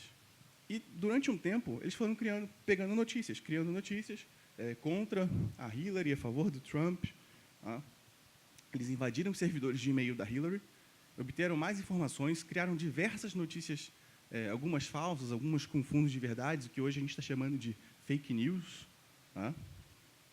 E criaram um monte de bots na internet para criar consenso. Então, esse algoritmo dessa aceitação social, ele é tão perigoso que ele permite que computadores, ou que a gente acaba achando que são outras pessoas, nos influenciem. Uma outra questão do algoritmo que é bem perigoso também é a inteligência artificial. Vocês sabem como funciona a inteligência artificial? Eu vou contar um segredo para vocês. Não tem nada demais. Nada demais. Você pega a detecção de rosto. Você pega um algoritmo, constrói um algoritmo e coloca assim, 10.000 rostos num lugar e 10.000 cadeiras. E passa para o computador, analisa isso aqui, divide isso aqui em 2 grupos. O computador simplesmente vai falar assim, aqui tem 2 grupos de coisas diferentes. Aí você diz, o primeiro grupo é rosto, o segundo grupo é cadeira. Aí você pega 5.000 imagens que ele nunca nem viu, e manda ele separar. E aí, ele, com aquela estrutura interna que ele criou, sobre o que é um e o que é outro, ele separa igual e aí ele te diz isso aqui é cadeira, isso aqui é rosto. É basicamente isso. É matemática do tipo estatística, do tipo trivial, regra de Bayes. Nossa, derrubei, perdão. Basicamente, regra de Bayes. Isso é inteligência artificial. O problema é quem determina quais são os dados de entrada. O que ela vai aprender? É uma pessoa. E, como toda e qualquer pessoa, nós somos suscetíveis a falhas. Então, a Microsoft, ela criou uma inteligência artificial, de que ele ia conversar com outras pessoas através do Twitter. As pessoas descobriram que ela era uma inteligência artificial e começaram a conversar com elas coisas do tipo Hitler era bom, Hitler estava certo, sexo com robô é permitido. Então, e a inteligência artificial aprendeu isso. O que ela passou a responder? Hitler era bom, sexo com robô estava certo, coisas do tipo. A ponto que a Microsoft, em menos de 24 horas, teve que tirar o negócio do ar, porque o robô estava fora de controle. Um outro exemplo de algoritmo que é bem perigoso também é isso aqui. O Facebook, em 2014, eu acho, Ele fez o seguinte experimento. Se eu colocar na sua timeline, sem você saber, um monte de notícia ruim, o seu ânimo fica bom ou fica ruim? E ele percebeu que ele consegue manipular suas emoções, não só mais o seu consenso, mas ele também consegue manipular suas emoções de acordo com as coisas que você recebe. Então, pessoas que recebiam mais notícias ruins na timeline, começavam a postar coisas ruins. Pessoas que recebiam coisas boas, começavam a postar coisas boas. Então, a gente está vendo uma empresa sediada nos Estados Unidos, com trilhões de recursos, manipulando o que você sente. Se ela manipula o que você sente, e a gente sabe que ela vive de vender propaganda, ela não pode manipular o que você compra? Pode, né? Beleza. E aqui na direita, só para exemplificar, é uma fazenda, a gente chama de fazenda de celulares, né? Tem muito na China, que basicamente é uma pessoa dando like, curtindo foto, basicamente tentando manipular esse consenso social. Tá? É assim que é feito. Quando não é um computador, é assim que é feito. Tá? O que nos leva ao terceiro conceito que eu acho importante que a comunidade tem, é a liberdade. O hacker, o conceito da segurança é de ser livre. Tá? E isso começou, essa brincadeira hacker, tá? De ser livre, começou com os primeiros vírus de computador. No começo eles eram assim, ó, nada mais é do que uma brincadeira. Eu quero saber se eu sou capaz de fazer, se eu sou capaz de conseguir. E eram brincadeiras. E migrou para isso aqui, um conceito que hoje a gente chama de guerra cibernética, cyberwar. Os governos hoje, aliás, a internet já é considerada o quinto espaço de guerra. Né? A gente tem o ar, o mar, a terra, o espaço, e a internet é o quinto. Tá? Eu não sei se vocês lembram, em 2012, 2013, mais ou menos, não, acho que foi antes disso, 2006, a gente teve alguns apagões elétricos, e Itaipu desligou. Tá? Muito provavelmente eram chineses testando armas cibernéticas na gente. Tá? E o que é interessante é que hoje, 2019, tem uma corrida armamentista para ataques hackers, para tecnologias de ataques a computadores, a redes de computadores. A gente viu... Deixa eu voltar. A gente viu em 2012, os Estados Unidos, junto com Israel, o Capanema falou, eles criaram o Stuxnet para interromper o enriquecimento de urânio de um outro país. Acabar com o programa nuclear dos caras. Tá? Em 2000 agora, quando a Rússia invadiu aquele país do lado, a Ucrânia, né? A gente foi? Acho que foi a Ucrânia. Acho que foi a Ucrânia. Tá? Antes da invasão, os russos desligaram a usina elétrica dos caras. Imagina você entrar num país sem energia elétrica hoje. Quem sobrevive sem energia elétrica hoje? Não. Então isso facilita muito o que a gente chama de combate cinético. Imagina você entrar num país sem energia elétrica, só você tem. Né? É muito mais fácil você invadir um outro país. Então, a guerra cibernética ela está ocorrendo, tá? O tempo todo no mundo. Tá? Só para vocês terem uma ideia, tá? Se eu tiver uma falha que me permita invadir um iPhone qualquer, deixa eu ler as condições aqui. Tá? A primeira linha, um dispositivo da Apple, o iOS, remoto, tá? Sem que eu não precise clicar e que fique persistente. Ou seja, alguém me manda qualquer coisa, um sinal de uma imagem ou qualquer coisa, que eu não precise nem clicar, né? E essa pessoa já invadiu meu computador, vale $2 milhões. Uma falha que me permita fazer esse ataque, vale $2 milhões. No Chrome, por exemplo, o navegador que vocês usam, uma falha que permite, só de eu acessar um site, né, e já ser infectado, $500 mil. Então, a gente está falando de grana. A gente está falando de ataques que valem grana.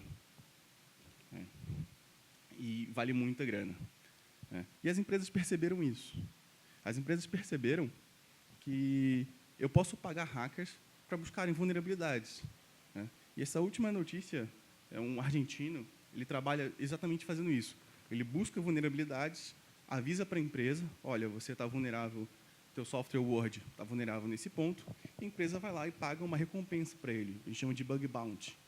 Aí o cara fez $1 milhão, assim, né? Interessantíssimo.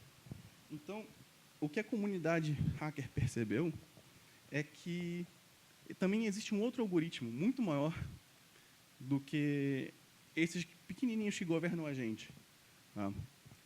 Existe um algoritmo do capitalismo. Tá? E a liberdade é muito crítica por conta disso, porque só existe liberdade quando você conhece as regras do jogo, quando você entende o sistema, quando você entende todas as linhas de código daquele sistema. Só existe liberdade quando você consegue, de fato, entender tudo o que está acontecendo e decidir se você quer agir por aquilo ou não. Então, eu acho que, na verdade, nós não somos livres. A gente busca a liberdade, mas não somos livres. Obrigado, pessoal.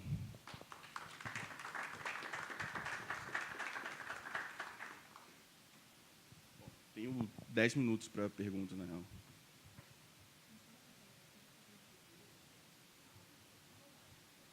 Não é bobagem.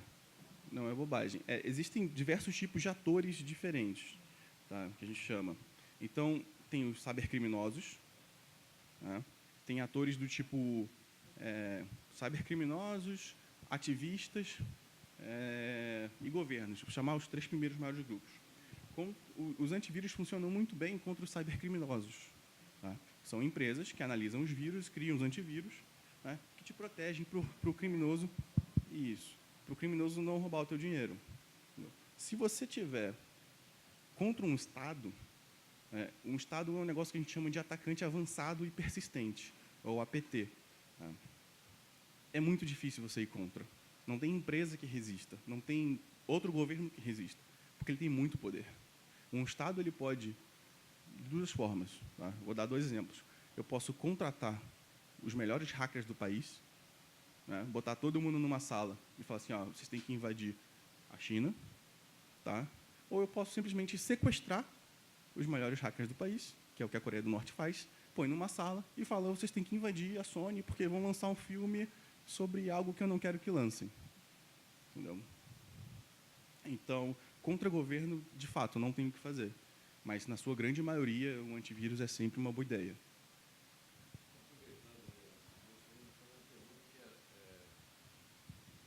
Quase a consultoria, não sei se é uma brincadeira, mas qual antivírus que você sugere? Eu uso o Avast, por exemplo. Eu não sei se eu estou...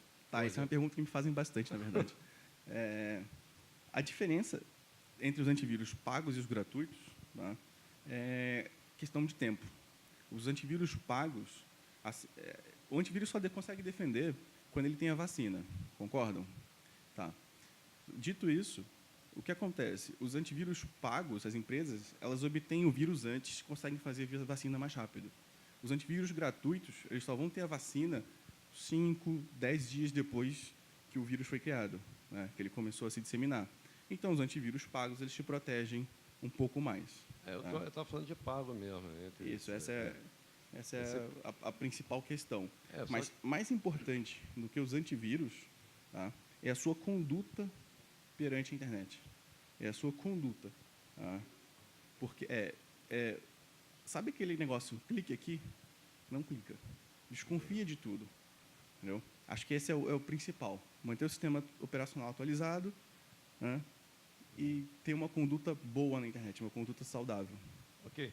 A outra pergunta que também tem a ver com a privacidade, com essa questão aí do Big Data, né, o Big Data, né, que não existe, como se fala, não existe mais privacidade, né? Hoje, Facebook, Google,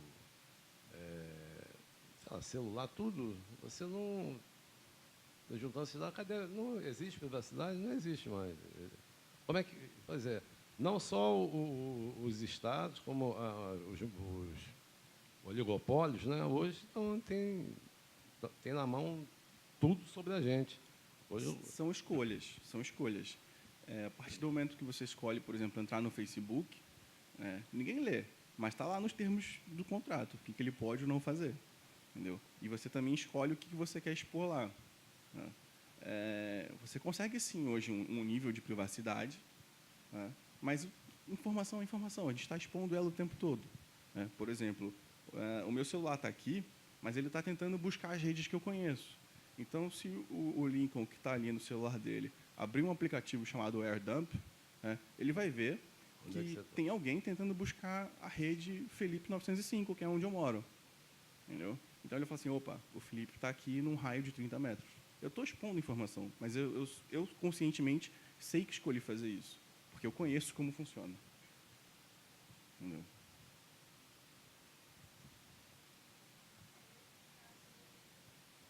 É que a minha pergunta ia ser relacionada a antivírus mesmo, gratuito, né? Aí já fez. Tá bom. Tem um rapaz ali no fundo.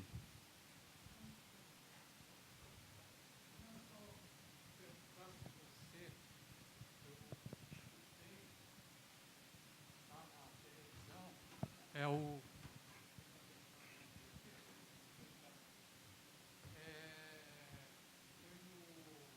programa Café Filosófico. O que o Otto falou, que hoje em dia, qualquer esses aparelhos, televisão, celular, pode estar desligado, que eles têm um costume de saber o que você está falando no local. Minha experiência, eu não sou profissional de nada, só de observar. A minha experiência é que tanto a voz como a imagem você capta hoje em dia, tá certo? Qualquer aparelho. E eu acho que não tem privacidade, porque eu tive experiência, eu estou falando na época militar, eu não falo mal dos militares, não sou a favor, só estou falando que foi naquela ocasião. Conheci duas pessoas que entravam na minha cabeça falando de uma distância enorme. E elas falavam, vai devagar. E, por exemplo, eu sou nervoso assim, antecipado, eu realmente não falo. Mas aquilo me mostrou que ninguém tem o poder de tampar o que tem dentro da sua mente.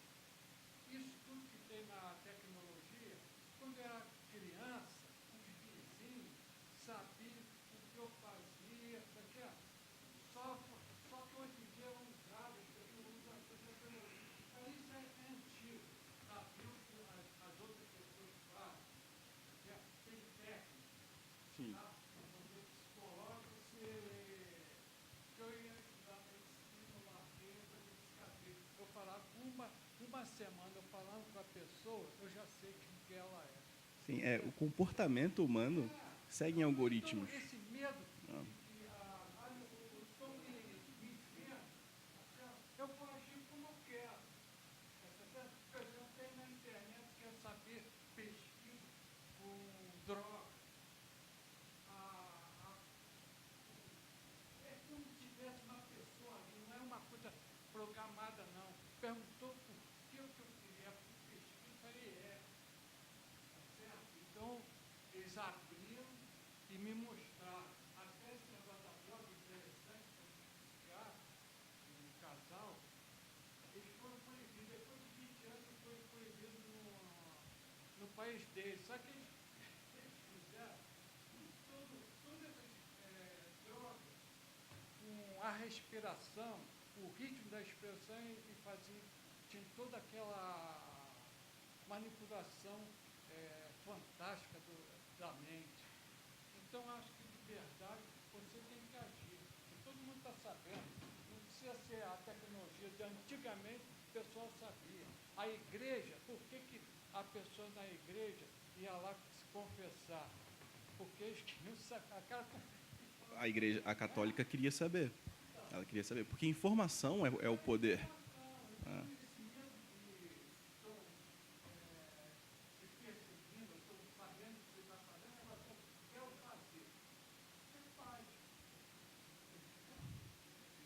É uma possível atitude. Eles podem ver, escutar e ver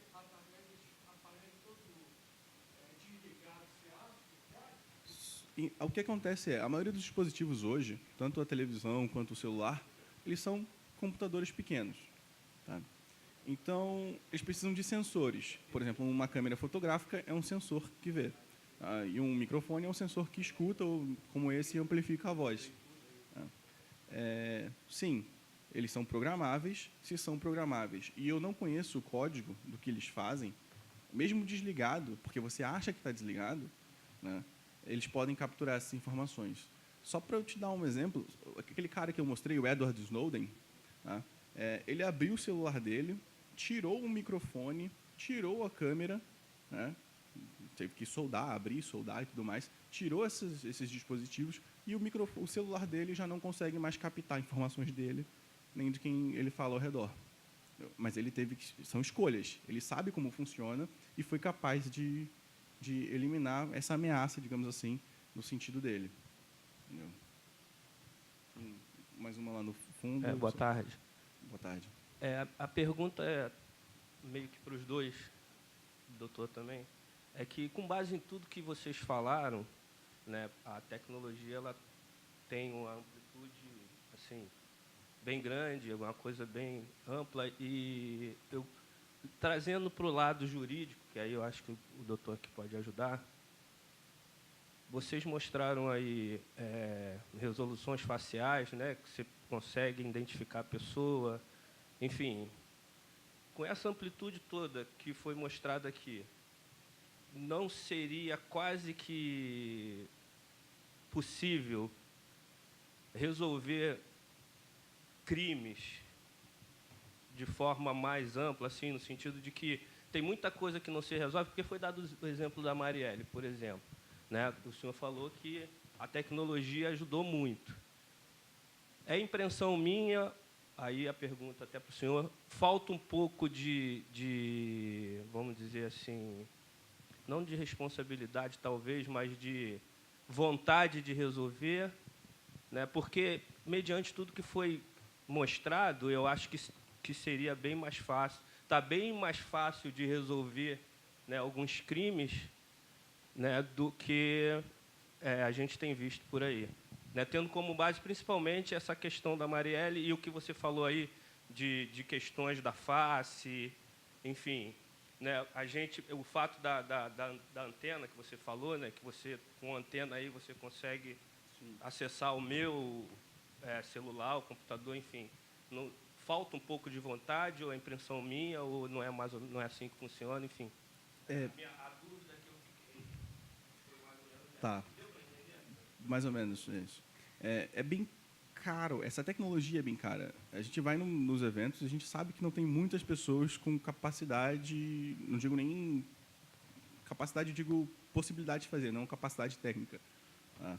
Então, você vê que essa investigação, no caso da Marielle, demorou 1 ano. Tá? E tem vários entraves jurídicos e burocráticos. Mas aí um hacker, ele consegue identificar algo numa empresa... Não se engane. Os caras que descobriram o caso da Marielle, eles são hackers no que eles fazem. Lembra a definição? Eles são... E demorou esse tempo todo. Eles são muito bons no que eles fazem. Se você ler a investigação, foi muito bom. E o cara que fez que matou, ele também é muito bom no que ele faz. Tá? Eu até tuitei isso. Né? Uma das coisas que ele fez foi pegar o celular dele, que mostra onde está a localização dele, pagou para uma mulher ir para o outro lado da cidade, enquanto ele ia para o outro lado para fazer a execução. Ele criou um álibi eletrônico, olha que louco. Entendeu? Então, os cenários são complexos. Tá? Quanto à detecção facial, ela poderia ajudar, sim, a reconhecer, tá, um crime, ou quem realizou um crime, mas imagina isso em massa. Tá? A grande questão que eu coloco é, tudo bem, enquanto estiver resolvendo o crime, ok, porque isso é bom para a sociedade. E quando isso se virar, porque isso vira, obviamente vira, tá? Hoje a gente está numa democracia, amanhã pode não estar, ou então pode surgir uma nova forma de governo. Quando isso se virar, o que vai acontecer? Esse é o dilema. Você falou sobre os apagões.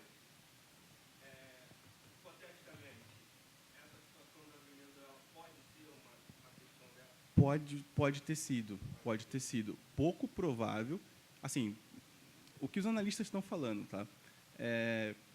Pode ter sido, os Estados Unidos têm a capacidade de fazer isso, mas se eles forem fazer isso, eles teriam que ter sido preparados há muito tempo atrás. Você não simplesmente senta no computador aqui e fala, tipo, eu vou invadir uma usina nuclear. Não, isso demora meses, anos de preparação. Eu preciso saber tudo que roda na usina, o software que roda na usina, a versão do software que roda na usina, e muitas das vezes esses dispositivos não estão conectados na internet. Então, eu preciso saber como é que eu vou fazer para botar o meu software rodando lá. Ou você precisa ter um espião, ou você precisa se movimentar lateralmente. Então, se eu não consigo, por exemplo, de fato invadir a empresa, invadir essa usina, eu vou invadir o computador do faxineiro, do filho do faxineiro da usina. E aí, de lá, eu pulo para o celular do faxineiro da usina, quando o faxineiro da usina estiver no vestiário trocando de roupa, que ele é obrigado a botar o celular lá. Eu pulo para um outro... Não, eu pulo para um outro celular de alguém que seja autorizado a entrar com o celular na usina e vai pulando. A gente chama isso de movimentação lateral. Entendeu? Mas observe a complexidade de ser feito isso. É complexo, na real. Felipe, sensacional sua palestra. Obrigado. Incrível, melhor do que eu podia imaginar. Eu já sabia que era muito boa.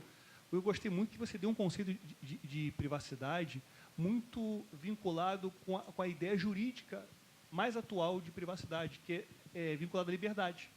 Sem privacidade, não é liberdade. Então, você até está saindo podia dar aula de direito também. Vai roubar meu lugar. Eu vou deixar uma última pergunta para você. Você acha que a sociedade hoje em dia ela está se protegendo melhor na internet, com todas essas notícias, palestras, ou as pessoas não estão dando valor? Eu acho que as pessoas elas se vendem, na verdade. Elas vendem comodidade em troca das suas informações.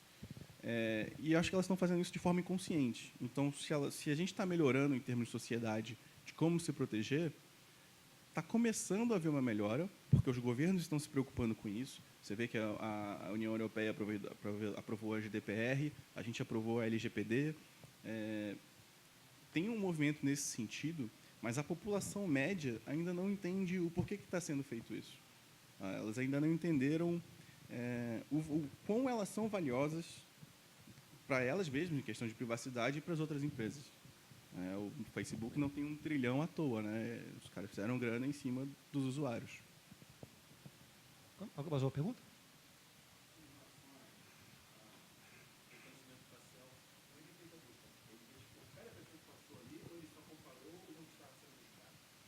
Não, identifica todas as pessoas que estão passando. Inclusive, o que é um filme, na verdade? Lembra que eu falei...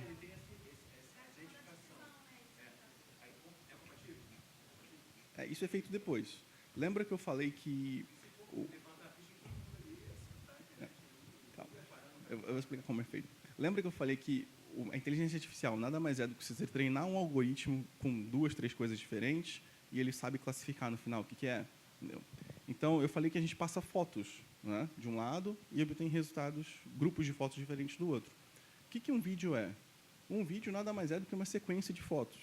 Tá? 24 fotos por segundo te dá a noção de movimento. É um vídeo. Tá? Então, quando você passa em frente de uma câmera dessas, o que ela está fazendo? Ela está gravando o seu rosto, está tirando várias fotos, joga no algoritmo que separa, que tira a distância dos olhos, a altura, as suas feições. Né? Na verdade, ele gera um grafo. Né? Isso é um hash matemático. Isso é uma string, né? Um texto de letras e números, né? E grava isso no banco de dados. E depois ele procura no banco de dados outras pessoas que têm aquela string. Entendeu? Então, ele já tem o perfil do seu rosto. Toda vez que você passa por uma câmera, essa câmera ela tira o perfil do seu rosto. Tá? E grava essa informação. Sabe onde tem essa informação? No seu passaporte. Está lá. No Vale Transporte, pode ser. O Vale Transporte eu não peguei o cartão para analisar. Eu não peguei o cartão para analisar, mas bem provavelmente tem essa informação. Isso. É basicamente isso. Ele gera uma string e guarda essa string. Aí depois ele quer saber se é ladrão, compara com o banco de dados de ladrão. Eu quero saber se ele votou em A ou B, Compara, talvez, com um banco de dados quem votou em A ou B. Entendeu? É uma ferramenta que tem um poder muito grande. Toda vez que eu penso nisso, eu lembro do filme do Batman, o último, que ele fez um dispositivo que pega o som de todos os celulares, ele consegue mapear 3D todo o ambiente. Não sei se vocês viram esse filme. E ele mesmo ele fala, olha, eu vou usar uma vez para pegar o Coringa e depois destrói, porque isso é muito poder. Então, é algo a se pensar.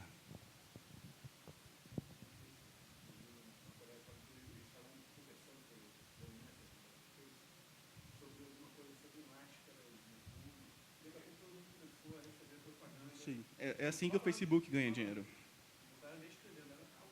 Sim, é assim que o Facebook ganha dinheiro. Perfeito? Cada um que faz propaganda no Facebook paga para o Facebook fazer dinheiro e o Facebook paga como parte. Basicamente isso. Mais alguma pergunta? Não, né?